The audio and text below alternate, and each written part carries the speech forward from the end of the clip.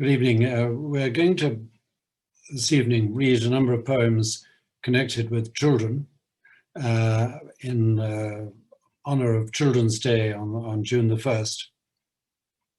And actually, there's a feast of delights to choose from. After the Romantic period, there was a great deal of interest in the special qualities of childhood. And throughout the 19th century, there were some wonderful books, novels, and poems written for children.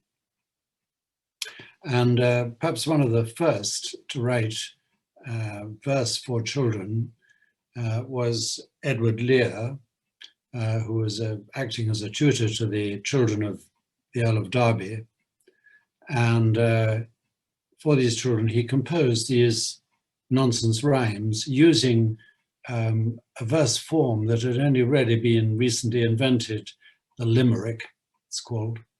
And the limerick has very strict rules. There are 5 lines and 2 rhyme words.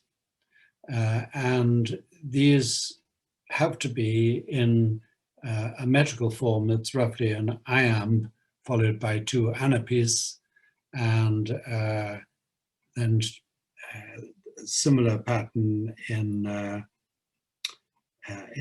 middle and the end. Now this Lear was in fact an artist, and he started by painting birds beautifully, but his eyesight became increasingly bad, and he turned to landscape. And then these wonderful illustrations of these limericks. And you can see them in his so-called Book of Nonsense, which came out in 1845. And we'll try and put some of those on the website.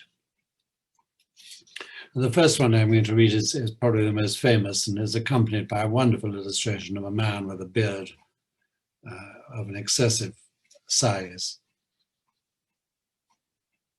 There was an old man with a beard who said, "It is just as I feared. 2 owls and a hen, 4 larks and a wren have all made their nest in my beard." And you can hear this anapaestic rhythm, da-da-dum, an old man with a beard, with just a single iamb at the beginning of the line. And as they say, in the second and in the third and fourth line, you have an iamb and an anapaest. It's a much shorter line, so it's always this combination of iambs, da-dum, and anapaest, da-da-dum. The second is wonderfully funny, especially when accompanied by the illustration, which shows a woman caught in a door. There was a young lady of Norway who casually sat in a doorway. When the door squeezed her flat, she exclaimed, "What of that?" This courageous young lady of Norway. And then one using a place familiar from Greek history, which of course everybody in those days, every educated person studied, the famous battle of Thermopylae, where the Spartans held out against the Persians. There was an old man of Thermopylae who never did anything properly, but they said, if you choose to boil eggs in your shoes, you shall never remain in Thermopylae. And then another one. There was an old man in a tree who was horribly bored by a bee. When they said, "Does it buzz?" he replied, "Yes, it does. It's a regular brute of a bee." And the next is also accompanied by a wonderful illustration, which you can imagine when you hear it. there was a young lady whose chin resembled the point of a pin. So she had it made sharp and purchased a harp and played several tunes with her chin. I think the Earl of Derby's children must have had quite a lot of fun with their tutor. And it seems to have set a fashion for anapaestic verse for children, because when Lewis Carroll came to write his now very, very famous novel Alice in Wonderland, which came out first in 1865, he used this rhythm for one of the poems in that.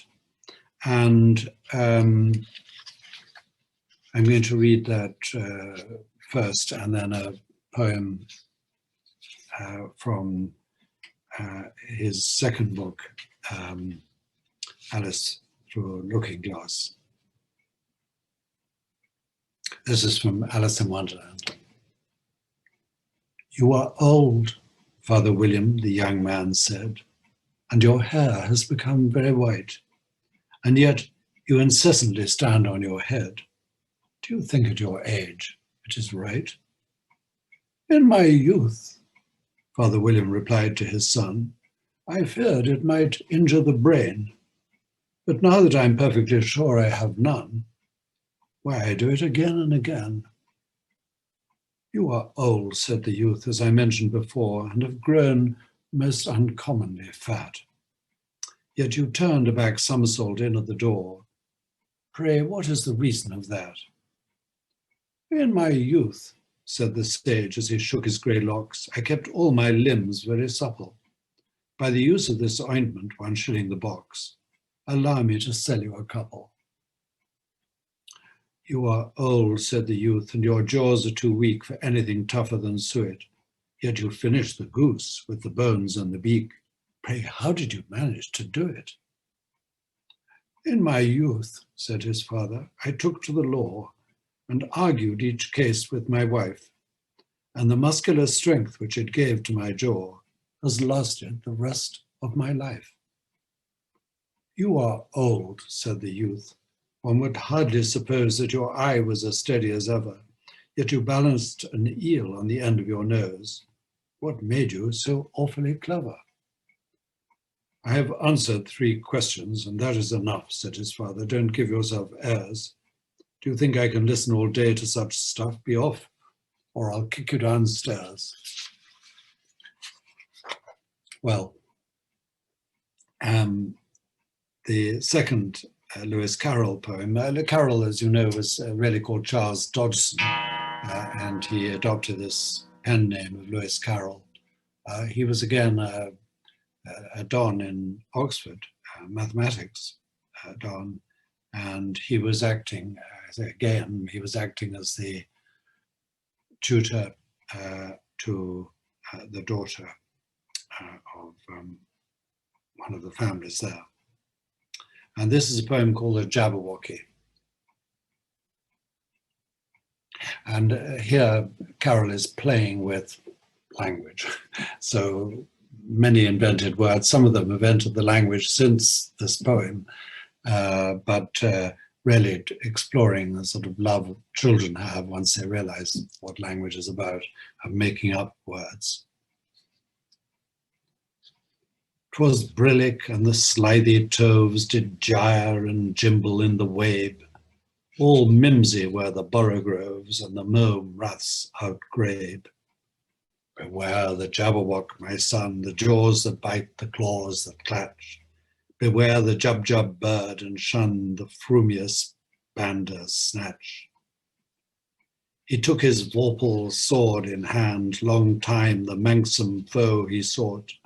So rested he by the tum-tum tree, and stood a while in thought. And as in uffish thought he stood, the Jabberwock with eyes of flame came whiffling through the tulgey wood, and burbled as it came. 1, 2, 1, 2, and through the vorpal blade went snicker snack. he left it dead, and with its head he went galumphing back. And hast thou slain the Jabberwock? Come to my arms, my beamish boy, O frabjous day, calloo, calais, he chortled in his joy. 'Twas brillig, and the slithy toves did gyre and gimble in the wabe. All mimsy were the borogroves, and the mome raths outgrabe. Well, it's a wonderful, pure invention, and apparently parodying some earlier, now forgotten poem. But the two words that have definitely entered the language are chortle, for laugh to yourself, and galumphing, moving with heavy feet. So, but they're both really picking up the penchant English has for onomatopoeic words, for words that sound like what they're describing. The third writer I thought we thought we'd look at is A.A. Milne, of course, known to all of you as the author of Winnie the Pooh, and he wrote a large collection of verse when we were young, and now we are 6. And this, the one, two I've chosen here. The first is Buckingham Palace. I thought it'd be fun to pick up this English obsession with the royal family, and the way that Christopher Robin is taken up to see them changing guard at Buckingham Palace. So it's simply called Buckingham Palace. They're changing guard at Buckingham Palace. Christopher Robin went down with Alice. Alice is marrying one of the guard. A soldier's life is terrible hard, says Alice. They're changing guard at Buckingham Palace. Christopher Robin went down with Alice. We saw a guard in a sentry box.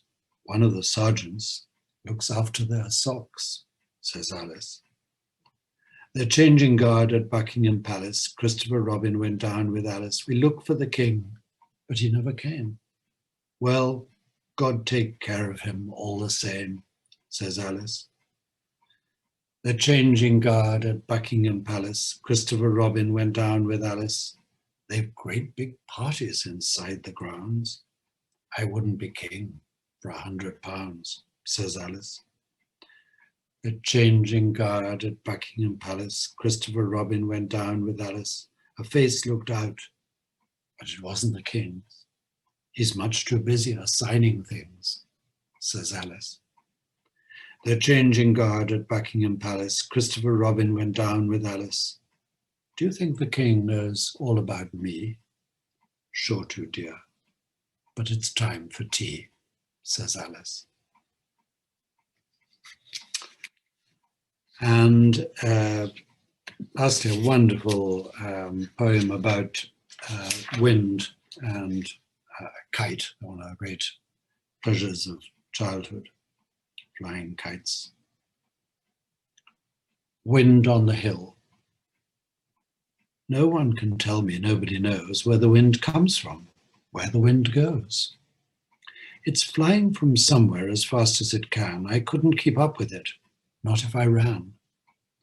But if I stopped holding the string of my kite, it would blow with the wind for a day and a night.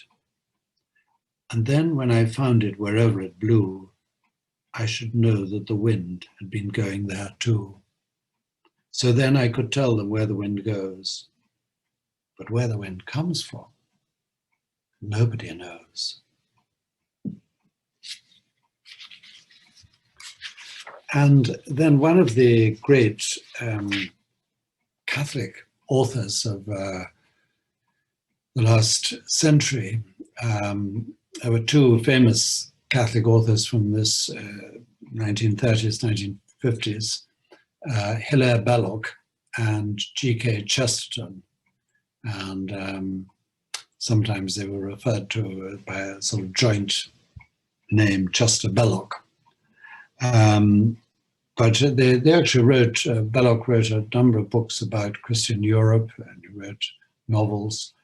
But he is better known now for these cautionary tales, using rhyming couplets to tell, again, stories for children. This one, Matilda, was written about 1907, the same year as Joseph Conrad wrote, published The Secret Agent. Matilda told such dreadful lies, it made one gasp and stretch one's eyes. Her aunt, who from her earliest youth had kept a strict regard for truth, attempted to believe Matilda. The effort very nearly killed her, and would have done so had not she discovered this infirmity. For once towards the close of day, Matilda, growing tired of play, and finding she was left alone, went tiptoe to the telephone and summoned the immediate aid of London's noble fire brigade. Within an hour, the gallant band were pouring in on every hand, from Putney, Hackney Downs and Bow, with courage high and hearts aglow. They galloped, roaring through the town, Matilda's house is burning down. Inspired by British cheers and loud proceeding from the frenzied crowd, they ran their ladders through a score of windows on the ballroom floor, and took peculiar pains to souse the pictures up and down the house, until Matilda's aunt succeeded in showing them they were not needed. And even then she had to pay to get the men to go away. It happened that a few weeks later, her aunt was off to the theatre to see that interesting play, The Second Mrs. Tanqueray. She had refused to take her niece to hear this entertaining piece, a deprivation just and wise to punish her for telling lies. That night, a fire did break out. You should have heard Matilda shout. You should have heard her scream and bawl and throw the window up and call to people passing in the street, the rapidly increasing heat encouraging her to obtain their confidence.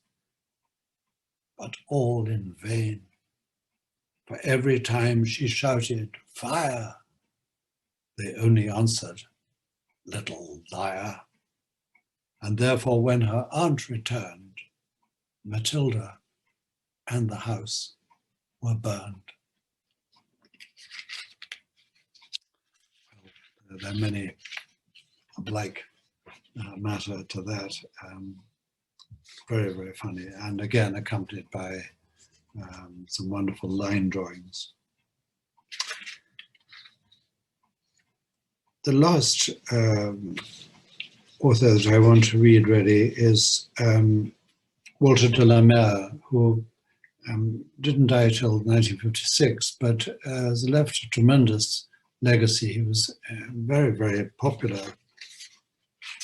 And J.B. Priestley said of him, a phrase I thought was rather attractive, one of that most lovable of artists who never lose sight of their childhood, but relive it continually in their work. I think it's, and he liked describing the sort of realm somewhere between our real world and the supernatural, not magical, but just beyond. And that's caught in this, his probably most famous poem, The Listeners, which almost every English school child used to read.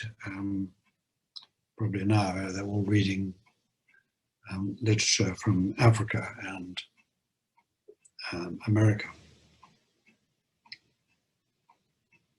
The Listeners. "Is there anybody there?" said the traveller, knocking on the moonlit door, and his horse in the silence champed the grasses of the forest's ferny floor, and a bird flew up out of the turret above the traveller's head, and he smote upon the door again a second time. "Is there anybody there?" he said. But no one descended to the traveller. No head from the leaf-fringed sill leaned over and looked into his grey eyes where he stood perplexed and still. But only a host of phantom listeners that dwelt in the lone house then stood listening in the quiet of the moonlight to that voice from the world of men, stood thronging the faint moonbeams on the dark stair that goes down to the empty hall, hearkening in an air stirred and shaken by the lonely traveller's call. And he felt in his heart their strangeness, their stillness answering his cry, while his horse moved, cropping the dark turf, neath the starred and leafy sky. For he suddenly smote on the door even louder and lifted his head. "Tell them I came and no one answered, that I kept my word," he said. Never the least stir made the listeners, though every word he spake fell echoing through the shadowiness of the still house from the one man left awake.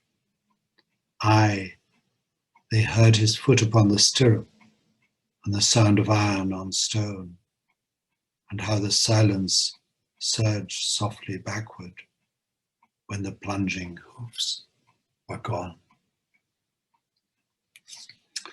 Well, it's a very, very mysterious and